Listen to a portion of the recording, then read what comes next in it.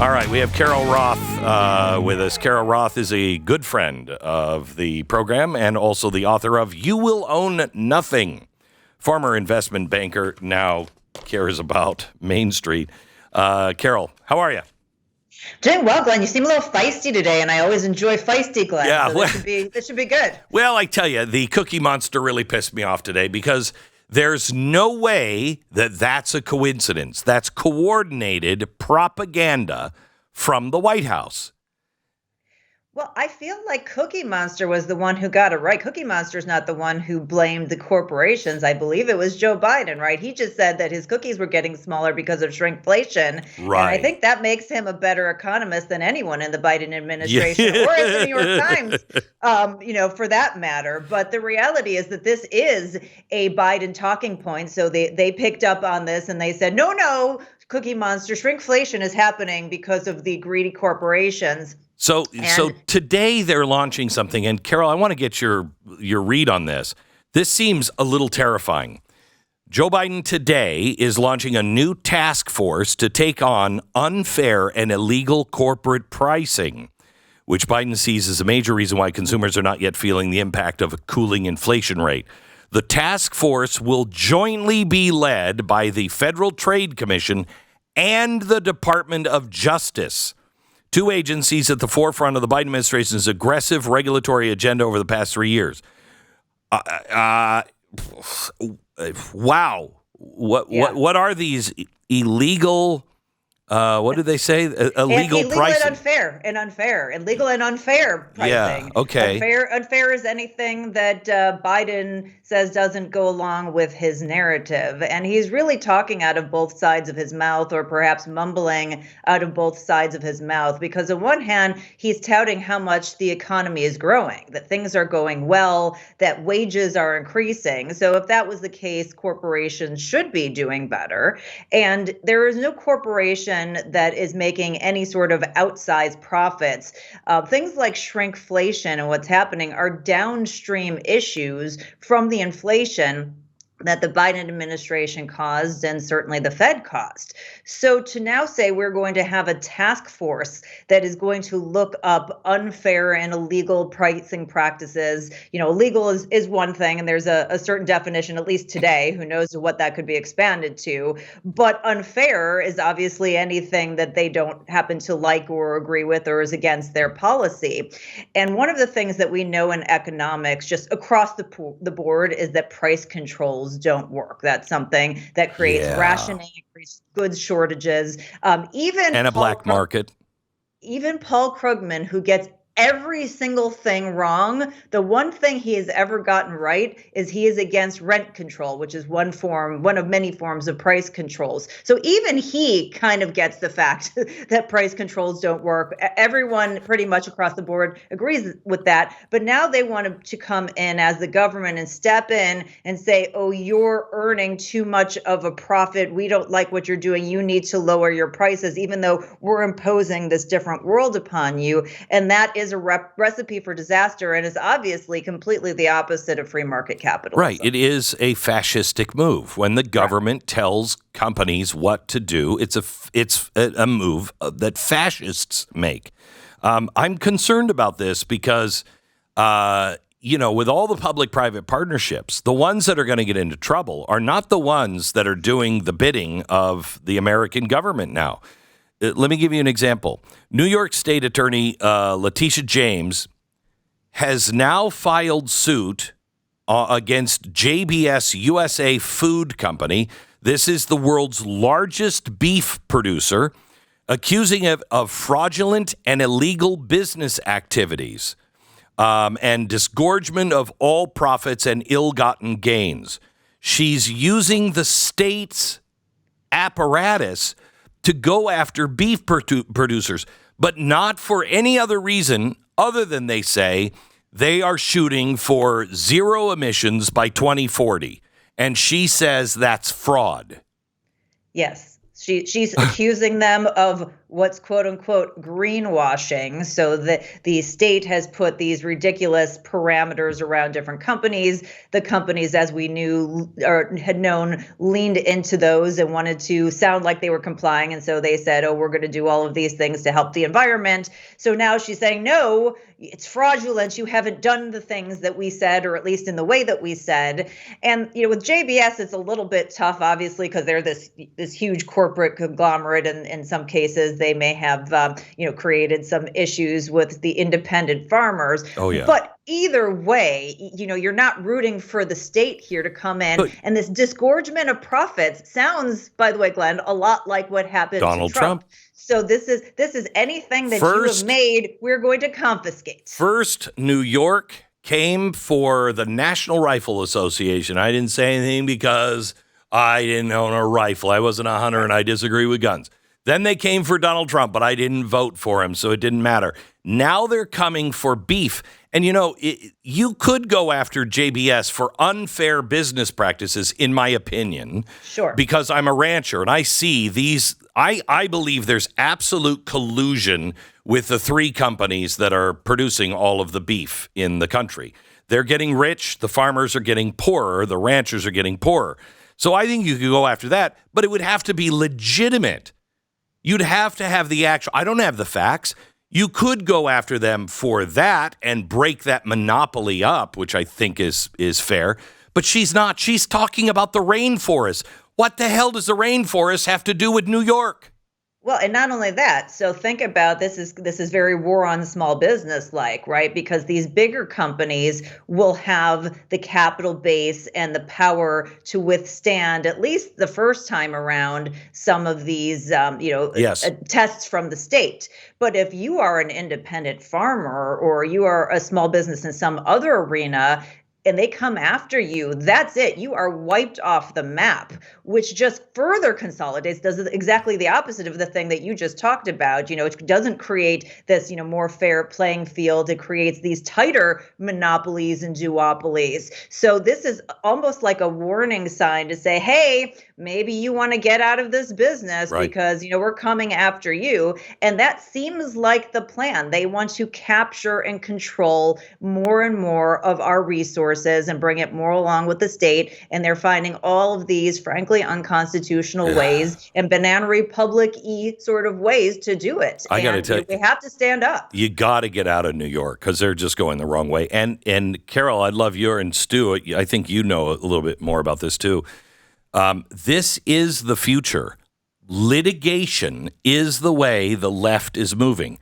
They are going to overwhelm the system with lawsuits on anything they disagree.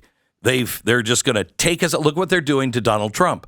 That's going to happen everywhere. Yeah, lawfare is definitely the strategy, right? They keep coming out and they push these things down the throats of everybody.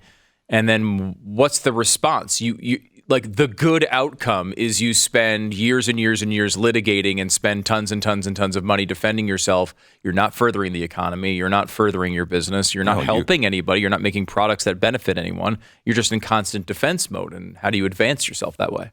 And you have to have the capital base to be able to do that. I mean, this is not something that is, for the faint of heart or, if you don't have enough dollars in the bank. This is a very expensive endeavor to be able to fight this. And so you come out the other end and it's not guaranteed that you're going to get restitution for your legal fees or anything else for that matter. It's like, oh, sorry, I guess we didn't win this particular one. Or you end up in, sort of a corrupt area and they do end up winning on something that's baseless, as we saw happen in New York. And so it is very frightening for anybody who has a business. So let me ask you, Hochul came out last time under Donald Trump and said, don't worry, you're for business. This is Donald Trump specific. No.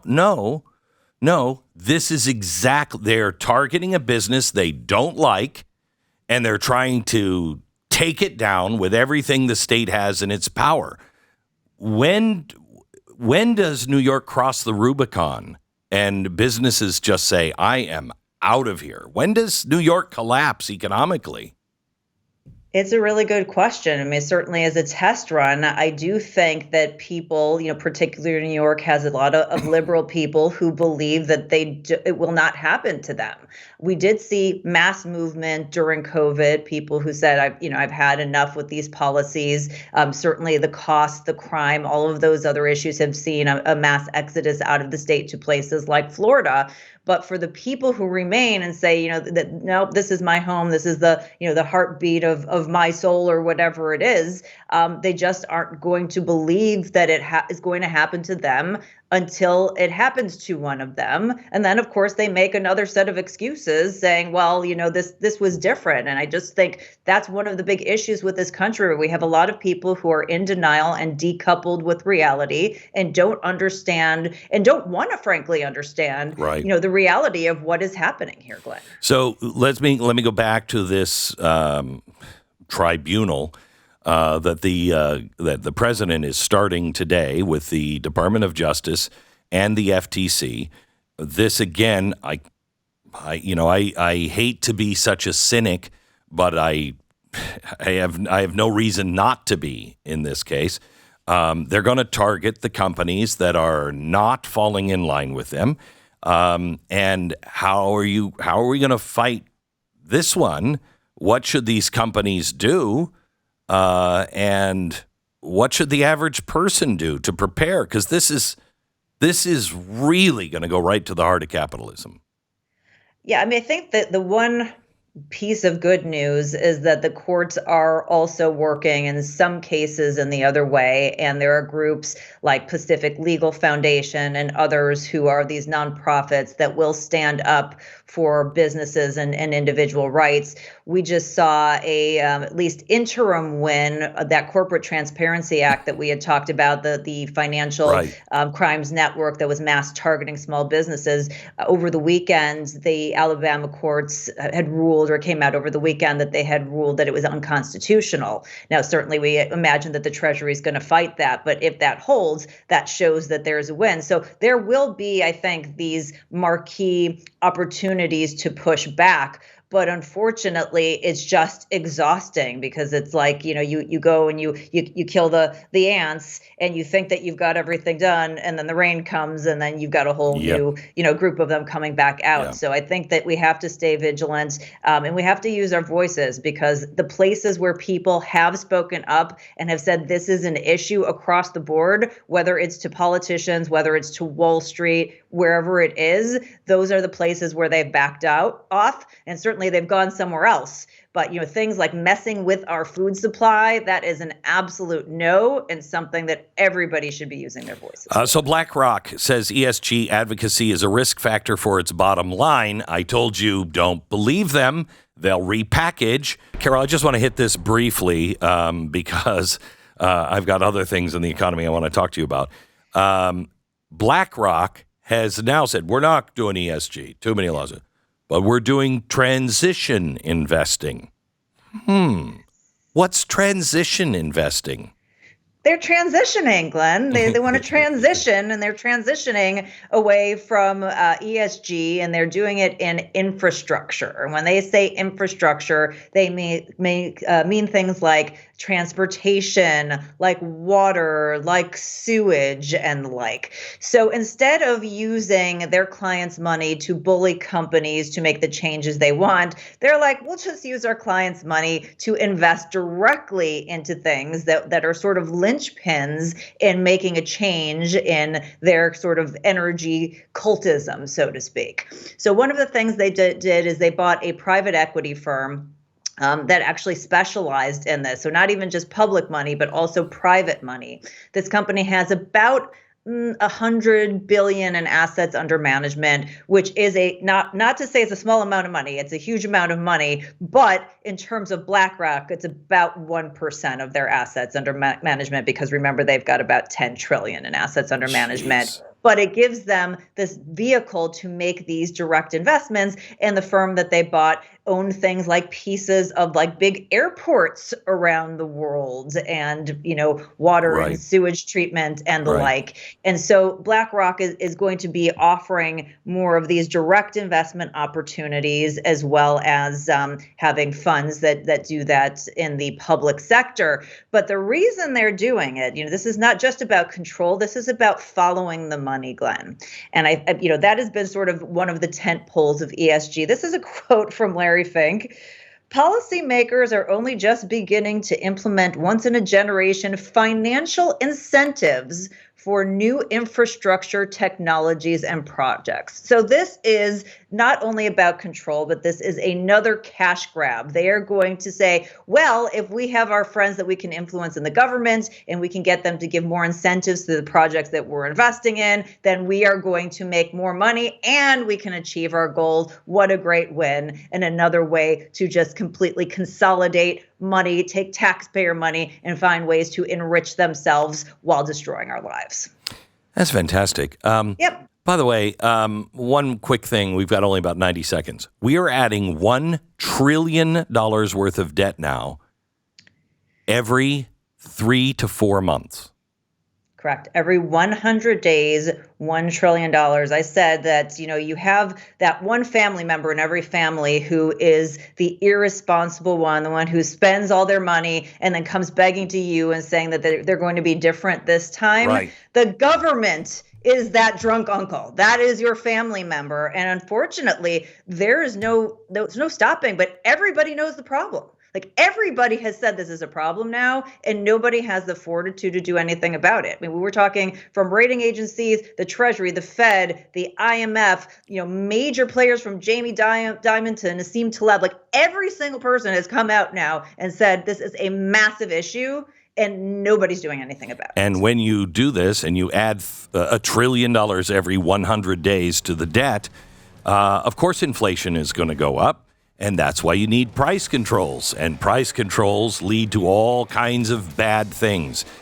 Don't believe what the mainstream media is telling you. This is simple mathematics, period. Carol, thank you so much. We'll talk again. God bless. Good. Thanks, Glenn. Carol Roth, the author of the book, You Will Own Nothing.